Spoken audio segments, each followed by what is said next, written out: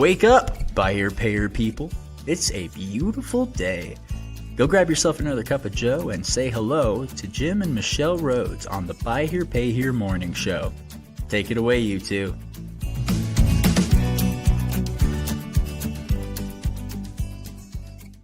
Hey, good morning, everyone. It is, in fact, a beautiful day here in Western Oklahoma, and hope you guys are being able to get your new year fired off well. It's just me today. Michelle is visiting family back in Utah, and so I've got a reaction conversation to review with you. I've got a Pick Six recording that we did with Mr. Joe Powell out of Oklahoma yesterday, and I'm going to get to that. We've got kind of three little segments queued up from what Joe and I talked about, and Joe's a good example. He's a member of our V8 dealer groups, and he's a good example of somebody who's an excellent mentor, always happy to share. Has been in the business since '08. He's a Lease Here Pay Here dealer, and you'll hear a lot from him about how he chose to do what he does, and also just kind of update from the work that we're doing. We had our first V8 meeting of January last night, and excellent meeting. We recapped 24 versus 2025, and many of our members had been in long enough to have full array of data from both years, and so we looked at profit, we looked at cash flow. We just try to break down the different elements of their business to get them a feel for what really changed and some things that didn't change. Certainly some of the examples were people had much higher charge-off experience in 25 than they did in 24, but they also recovered more repos, right? So they recovered more cash value there, and so the actual impact to cash and even adjusted gross profit was not significant. In fact, some cases, even though charge-offs were up by more than 50%, the adjusted gross profit, because of their volume, was up a little bit. So it's been a weird year, and I think the theme for us and going into our meetings and hope for yours as you start into January here is how do we make 26 better than 25? And so that's always kind of the objective. And I think you'll hear some ideas from Joe here today where he touched on some things that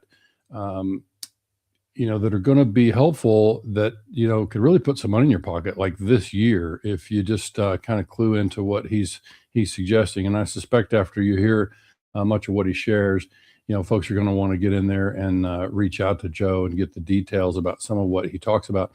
The other things he talked about, bottlenecks. I don't think I brought that particular segment, which, by the way, I've already published the full recording with Joe over on our YouTube channel. So you can hop over there and find that. I'll try to remember to get our YouTube channel listed over there so you can hop in and find that. But bottom line is get in there and make sure you subscribe when you're over there, because that way you'll get the notifications as we post new content. And that includes a podcast, and a lot of these Pick Six recordings are going to be released separately.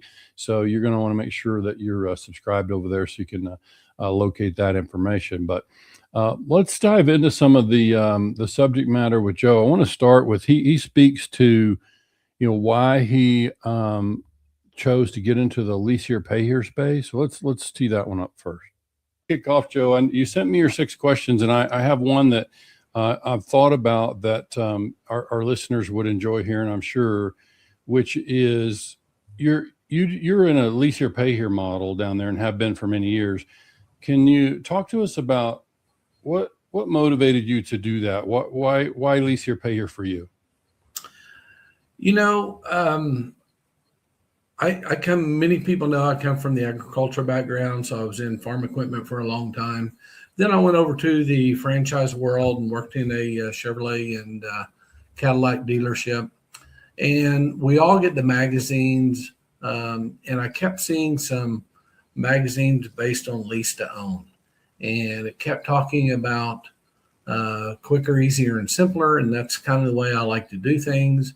The accounting was easier, the repos were easier, the bankruptcy was easier, and not that it's perfect by any means, but it allowed me an opportunity to look at the GM leases we were doing at the time to make sure that the customer had some form of payoff, make sure it was good for the customer as well. Because I'm pretty concerned with my customers and my employees, because like Zig Ziglar said many years ago, if all those people are taken care of, I'll probably be taken care of on the end of it as well. Right. So we've never changed our model. We started out in Lease Here Pay Here back in May of 2008. That's all we've done. That's all we do today. Obviously, we'll sell a car here and there, but it's the one-off. It's not the norm. Right. And then we do buy here, pay here on our residual accounts that come in their final 6 months of payoff. So we just thought it was good for the customer. It was good for us. So we move forward with it. Yeah, nice. Two other things I know that are good for you that you didn't mention is, one is you avoid the need to have a separate related finance company, and then you also get to spread your sales tax out over the contract. So it keeps you as a dealer from having to pony up that sales tax up front. So that's another big benefit. So yeah, I'd forgotten. I think you shared that with me some time ago about the equipment leasing background. And so that all makes a lot of sense. I think, when I look at it, it's structured the same for the consumer. From the consumer standpoint, they get a car, they have a down payment, they have a payment. And in your case, you're making sure that they have an option to own if they choose to do that. Right. So it's all good. We always want to show a person how to get to a zero balance and get the title. A lot of people say that you'll never own the car, which is a myth and not fact. We show people, how do you get to a zero balance? How do you take the title home with you? Good. Nice. Yeah, I love that. All right. So you were able to hear. Apologies, got my my format set up a little bit wrong. So the you were able to hear in that Joe's been Lease Here Pay Here since 2008. He's been quite successful down there. He's got his business structured a little bit differently. I don't need to share the particulars about how he does things exactly in terms of his operational structure, but I would just say, Joe seems to have a healthy business. It's chugging along and doing well. He's got multiple locations in Southwest Oklahoma. I don't think I explained that. And, he's carved out a nice niche for himself. And I can share that in the conversation we had on the question about bottlenecks, he did indicate that, they were wrestling with some of the same things that, others talk about, obviously, reconditioning and acquiring enough inventory to keep the front lines full. But he talked about lead management too. So again, one more reason to make sure you find the full conversation with him over on our YouTube channel. And let's step into the next question though.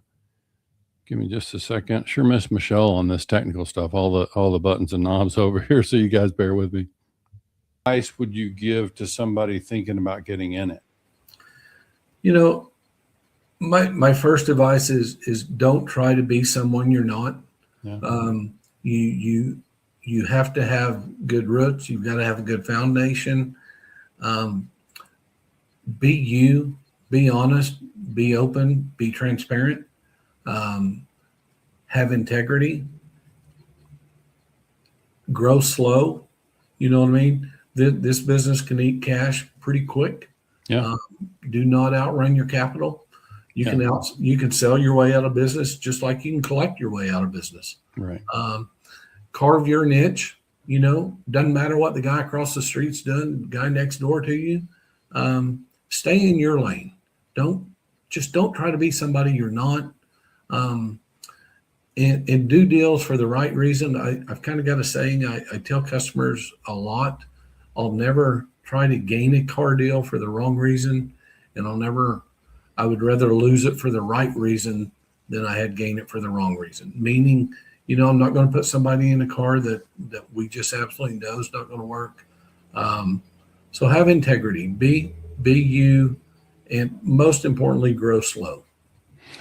So, the white hat way coach in me can't let that thing go about integrity. I appreciate what you shared there. And I would ask you to expand just on enough, like, I can appreciate how having integrity helps you feel good about yourself. right? And Mhm. the way you do business and sleep good at night. Right. Talk to me about how it impacts your business. Well, I think first and foremost, it has to help your staff. The staff knows that, one of the questions down here is how do we perceive ourselves in the industry? Um, your staff always wonders if they want to go work for a buy here, pay here place. They have to wonder if they want to go work for a used car dealer. But Right. at the end of the day, they want to work for somebody that, I've said it before, is open, honest, and transparent Right. in everything we do. So you have to be who you are. You have to carry that forward to your staff. You have to make sure that the processes that they do and what your company stands for is carried forward to the customer. And we will all get a bad review from time to time, and they're all pretty much the same. Either the car broke down and didn't have any kind of service contract, so now then the customer's mad that the dealer's not going to pay for it. The customer was repossessed, so therefore they're upset. Or it's a disgruntled former employee that, to be honest, didn't do their job and didn't make the cut. Right. So let's do the right thing at the right time every time. Good. I love it. And I got to believe that pays off for you in your vendor relationships and the markets that you do business in, right? I mean, whether it's a parts company or any of those folks around your area that you do business with, if they know they can rely on you to be the same as yesterday, that's worth a lot. Yeah. I mean, we pay parts on a weekly basis just so those accounts don't get too high. And if I forget or I'm gone for a couple of weeks, they're not calling me. They know they're going to walk in one morning and that account will be at a zero balance. So yeah, good. Hopefully that's earned over the years.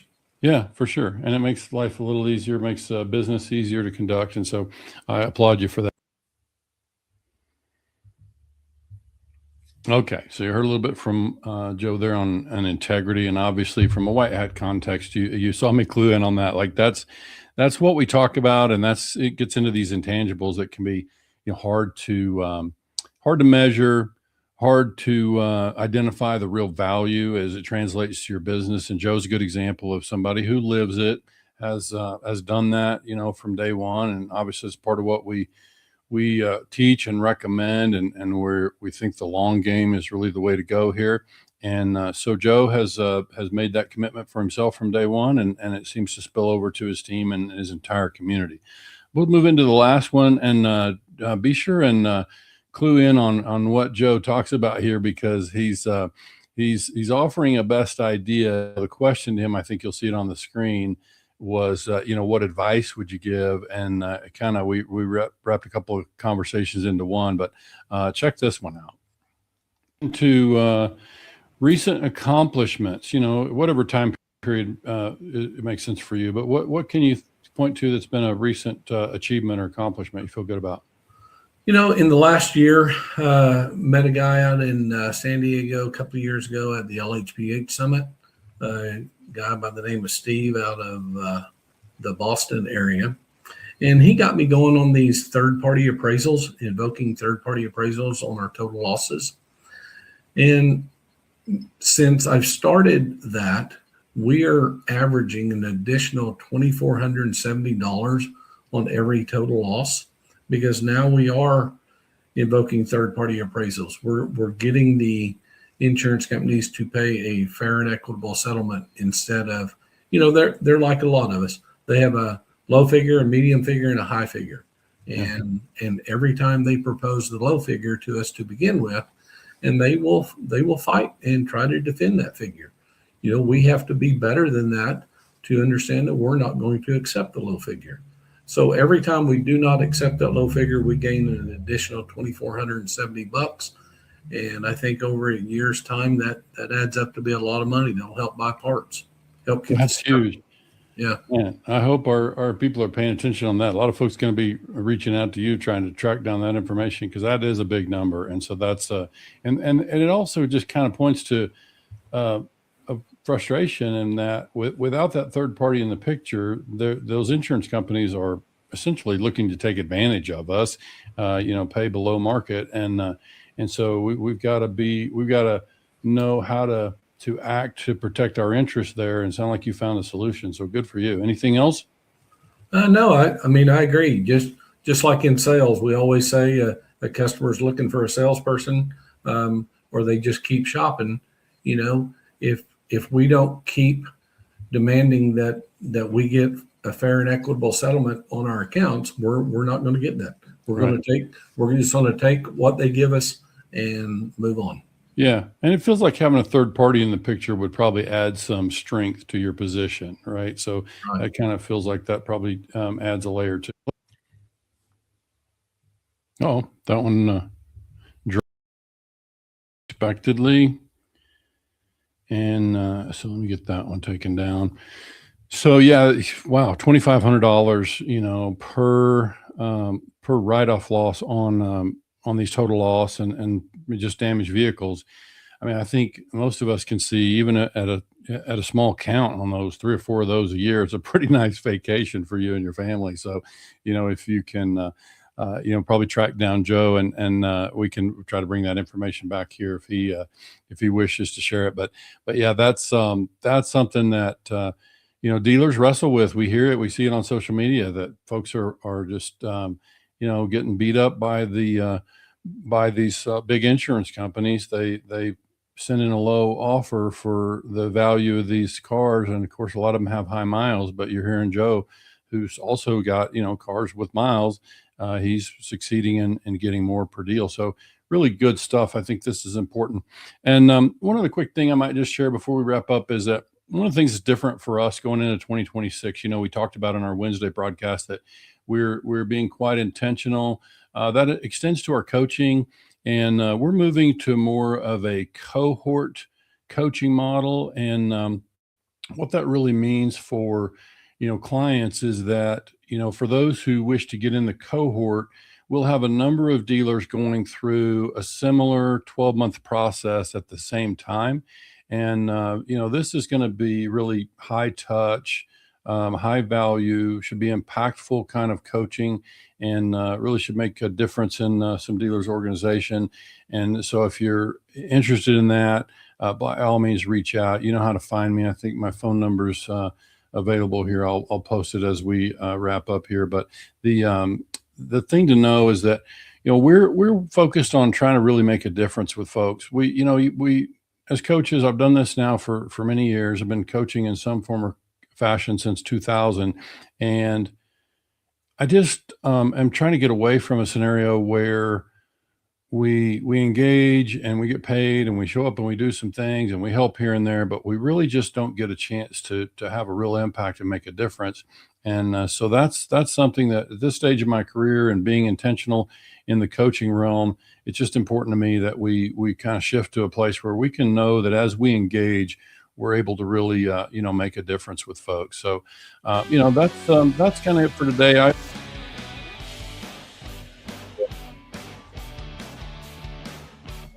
Appearing for a Pick 6 conversation. We've got about 14 questions on the list now.